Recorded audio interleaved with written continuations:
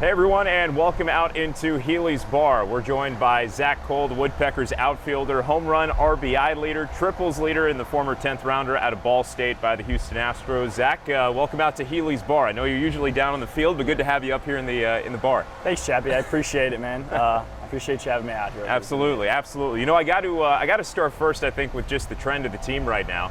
Sitting down talking with you, the team's won 9 of the last 10 ball games, got really hot here towards the back end of the first half. How fun is it being on this stretch right now? What's the atmosphere like in the clubhouse and just enjoying coming to the ballpark every day? Oh, the atmosphere is great. We're all super loose right now. We're just enjoying getting to play every day, and obviously we've had some tough spells throughout the season, just like every team does. So to be able to come out here and not let those bother us, you know, maybe not have the best record, but just come out here and play every game like we have a 0-0 record. You know, the guys are really excited to come out here and play, and we've got a lot of confidence right now. It's really fun.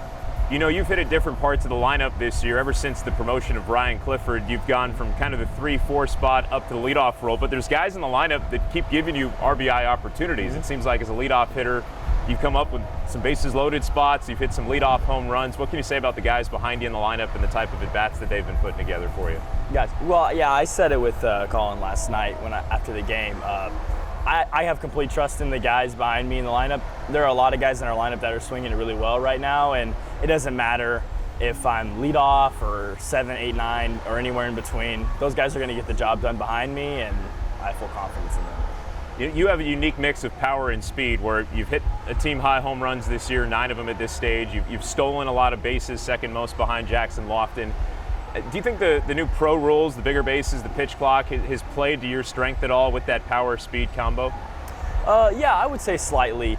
Not so much the power aspect, but definitely the base running aspect.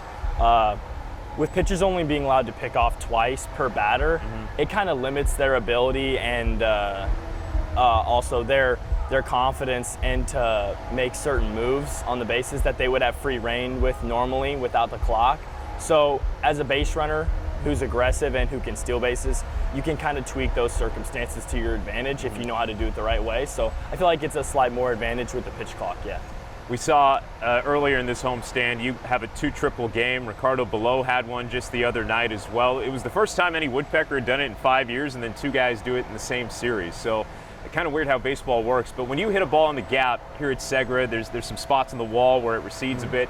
Are you usually thinking 3, or is it more you're thinking 2 and then you look at Ricky Rivera and decide what he wants to do? You know, Ricky's a really good coach in letting us coach ourselves and you know, try to be, because this whole stage is trying to get us to mature as players and learn as players and be our own coaches and figure out our style of the ball and what we want to play. So Ricky kind of lets me decide whether or not I want to push 3 or stay at 2.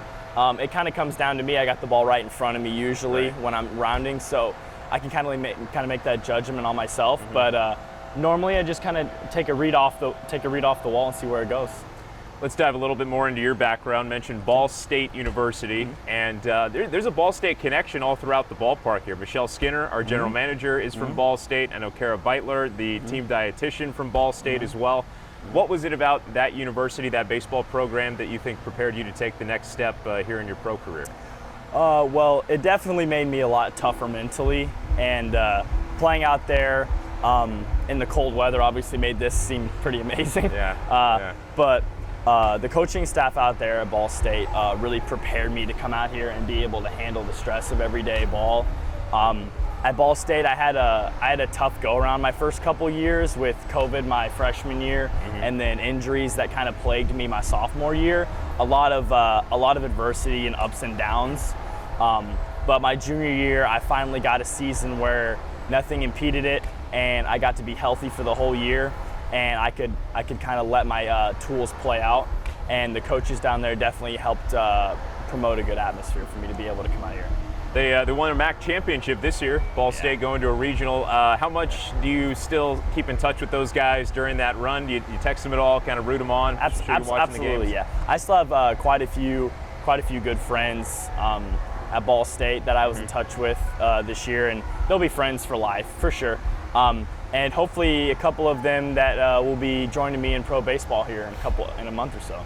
Yeah, and it's cool when you go from college and taking classes to now baseball becoming your full-time job. It's what you come to do every day. And how do you think, just your routine from, eating, dieting, working out, all of that has changed since you've become a college student that still has to spend a lot of your attention in the classroom to now a full-time pro athlete? It's definitely more routine-based here in the pro lifestyle. We get to the field around the same time every day, and we leave around the same time every day, give or take a rain delay here or there. But in college, it's extremely variable. Some days you have no classes, some days you have 3 classes, 8 a.m.s, maybe a noon class, and then you're trying to get lunch and you're rushing around everywhere. Here, it's a lot more of a slow-paced lifestyle, and you know pretty much what to expect every day before you head to the park. In college, it's kind of, we'll see how it goes today. Yeah. You never know. Yeah.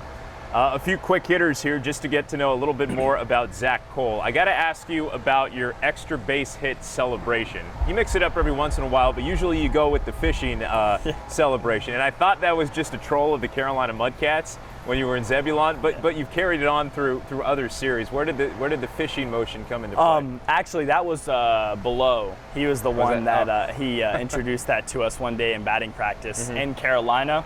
Okay. And it's kind of just stuck now. Every time I look over after an extra base hit, the guys are all reeling it in. So I kind of got to give them what they want to see. All right. So Below started the trend, and it's carried on.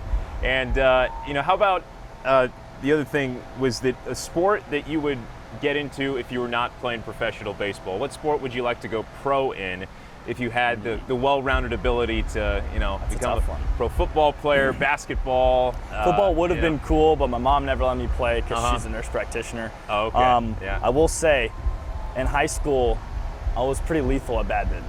Badminton, I was pretty lethal. Or pickleball. Nice. Any of those types of sports. They're nationally televising pickleball now. It seems like that's one of the trending sports in the U.S. right now. You might see me out there one day after baseball's over. There you go. Yeah, in your 40s, your 50s, you want to stay active, keep the pickleball dream going. How about preferred spot on a bus during a road trip, on a team bus? Just a seat by myself. I don't really care where I sit on the bus, but when you get 40 guys on one bus, and you got a long bus ride and you have to stay upright the whole time, that's rough. There are things I'd rather be doing. Yeah, you've never tried to kick your feet up or sleep in an aisle, something like that? That was more of a college thing because we only took one bus. Yeah. So got a lot of guys sleeping on the floor, sleeping across the aisle. Yeah. But here we travel pretty nice. The Woodpeckers do a great job. That's right. So. We get the double buses now, so it makes it a little more comfortable on the road. How about your go-to pregame snack? I hear you're big into PB&J. Yeah, the Uncrustables got to be the all-time pregame snack, honestly. It's portable, it's nutritious and delicious. It's got your carbs and your protein. That's right. And for a guy who's trying to put on some weight, it's the perfect in-game snack. You know, anytime I come up in an inning where I'm not getting up to the plate, throw one down and get out there. So even mid-game? Oh yeah, 2 a game actually. 2 a game? Pretty much, usually, yeah. Wow, I know the fridge is usually pretty thin of the Uncrustables by the end of the day, so I think Zach's taking them down one by one. Heard, yeah. Last thing, you bat left, you throw right. If you were forced to bat right and throw left in a baseball game, which one do you think would be easier for you? If you had to bat right or throw left? Hitting is definitely the hardest aspect. So I would say I'd love to stay hitting left-handed, and you'd see me out here in the outfield catching pop flies left-handed. Just catching pop flies left-handed. Hopefully don't have to make any throws to the plate. We'll see. Yeah. Have you ever attempted to switch hit before or anything like that? Ever tinkered with a right-handed stance? As a joke, maybe in some wiffle ball, but never seriously. Okay, all right, I got you. Well, it's Zach Cole, Woodpeckers home run leader, RBI leader. Great first half for him and the entire Woodpeckers offense as they close down this final homestand of the first half. Zach, best of luck to you the rest of the way, and thanks for sitting down, man. Thanks, Chappie. I appreciate it.